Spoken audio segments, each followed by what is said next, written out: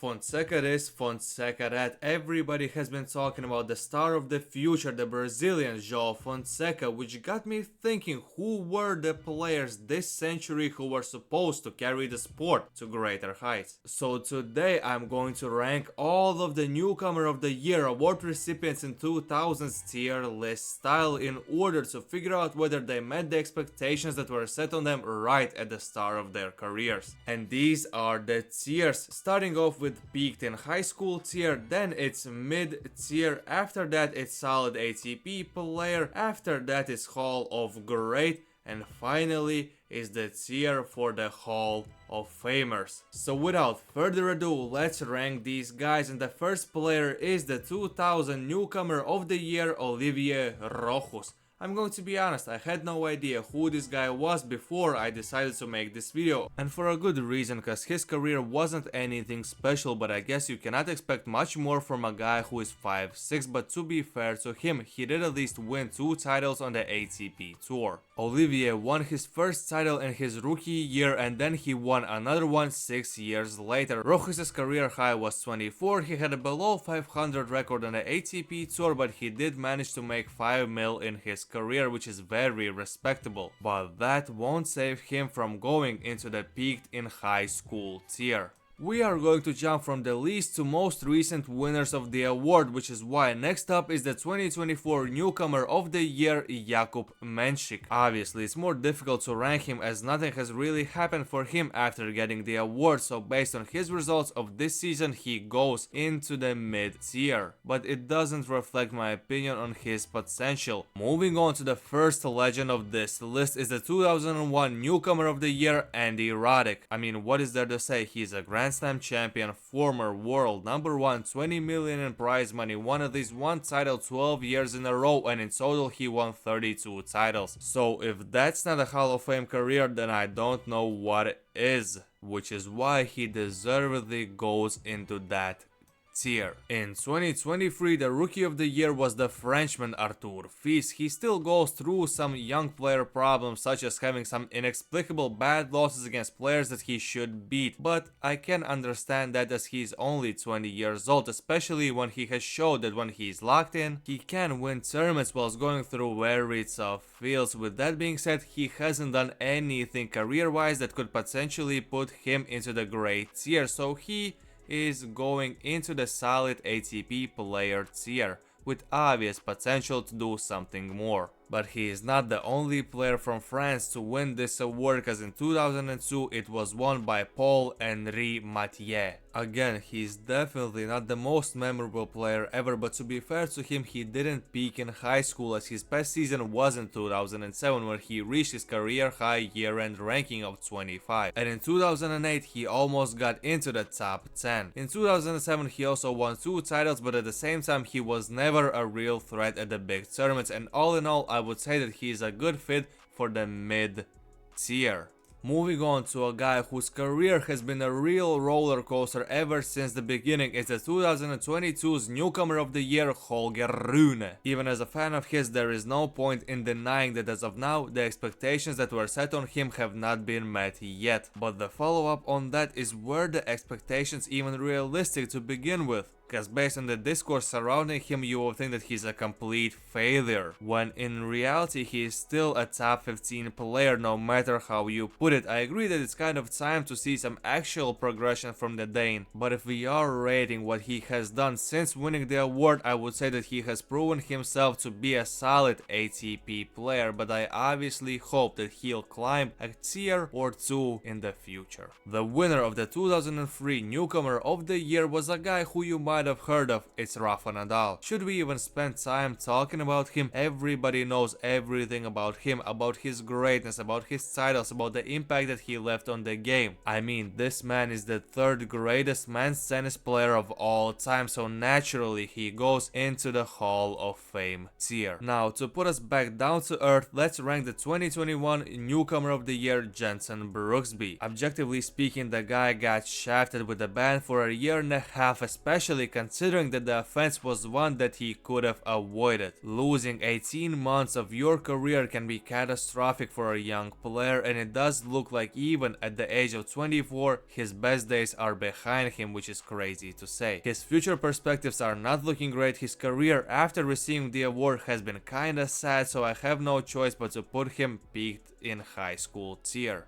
In 2004, the newcomer of the year was the man who had one of the most unique ground strokes that I have ever seen, Florian Mayer. He had a 14-year-long career, but a significant part of those 14 years was spent somewhere in between the ATP and Challenger tours. To be honest, it seems like the class of 2004 wasn't that great, cause Florian wasn't that special that year, which is why he had no problem improving on that and beating the peaked in high school allegations. Mayer's best season came 7 years after his rookie one, when in 2004 he reached his career high in ranking, which was 18, had his best season win percentage wise, and he accomplished that by winning 2 titles in Dusseldorf and Bucharest. After that, however, his career went on a steady decline, but he never truly became a bum, which is why he will go into the mid tier. After that, we need some hard hitters, and this is where the winner of 2020 Newcomer of the Year award, Carlos Alcaraz, comes in. Youngest world number 1 in history, 4 Grand Slams, 17 titles in total, almost 40 million in prize money. If Carlos decided to end his career tomorrow, he would still be considered a legend of the sport, which is why it's already a no-brainer to put him in the Hall of Fame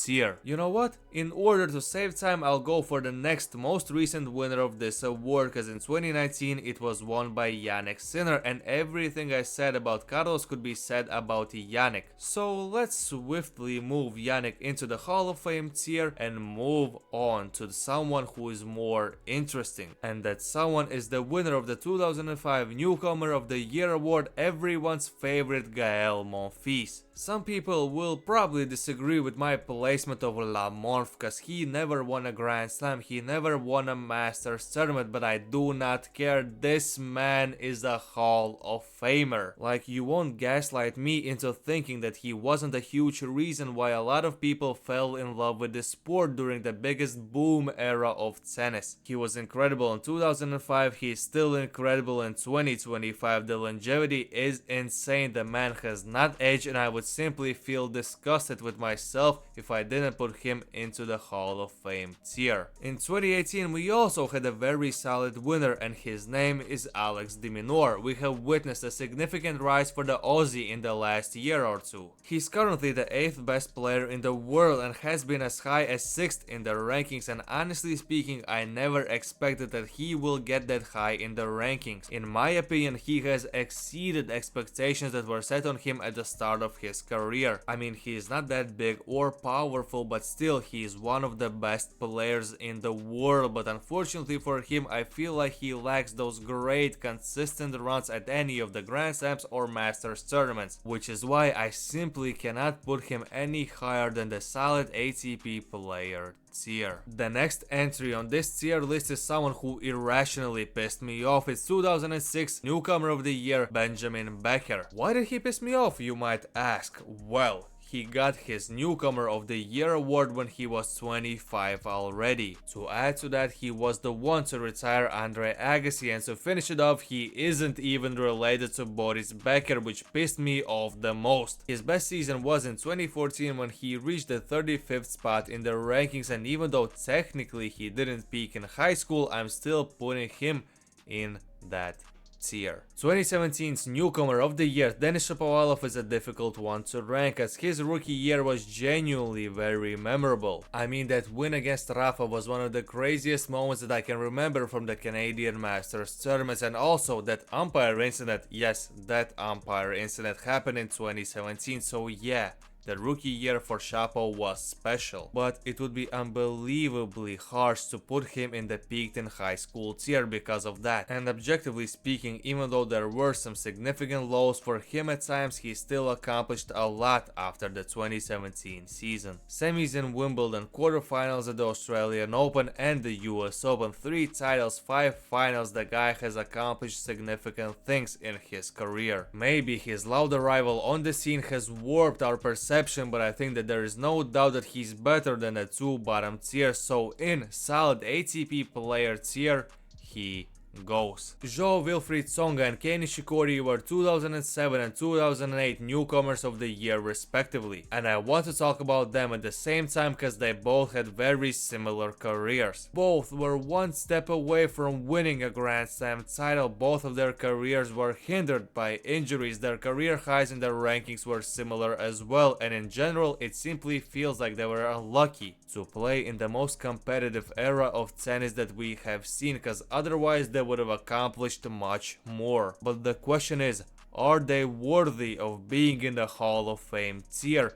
And since the title of the video is what it is, I guess I have to be brutal here, but I'm not going to be. I just can't raise my hand and put any of these guys below the Hall of Fame tier. These guys were the stars of the ATP during my childhood, so I'm going to let my biases take over my decision and I'm going to put them into the Hall of Fame tier. Let's continue with the 2009 Rookie of the Year, who was Horacio Zeballos. Bit of a fall off, isn't it? But even though his ATP career was far from spectacular, he found himself as one of the best doubles players since 2010. 22 titles, 8 of them were Masters. The only thing that is missing from his double CV is a Grand Slam, so I cannot put him into the bottom tier, but in this tier list we are putting more emphasis on their singles careers, which is why I will place him into the mid tier. Not to spoil the video, but 2010 had the worst newcomer of the year,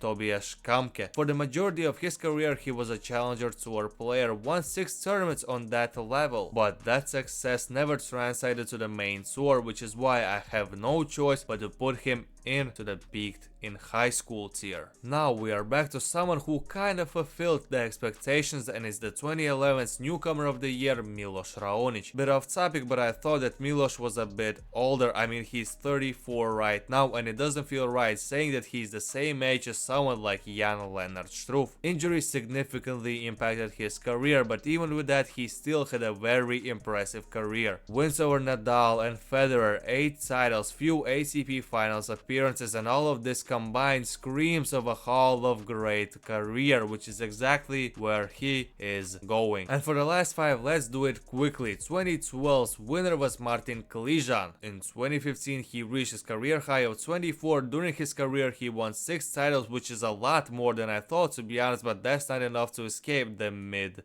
tier. 2013 was the year of Jiří Veselý. Apart from his funny head-to-head record against Novak Djokovic, he hasn't done anything special, so peaked in high school tier it is. In 2014, Borna Ćorić was the brightest young star on the tour, and as for many players on this list, his career has been significantly influenced by his injuries. He had that crazy run in Cincy in 2022 where he won it all and it looked like he's starting to fulfill his potential, but then again injury struck, which is why reluctantly I have to put him into the mid tier. To finish it off, let's talk about the guys who had the best rivalry on tour last year. 2015 Sasha Zverev and 2016's Taylor Fritz. It's only fitting to talk about them together. They both are great players, but at the same time they both clearly lack that it that would help them get that Grand Slam title. Obviously, Zverev has had a much better career, but they both are going into the same Hall of Great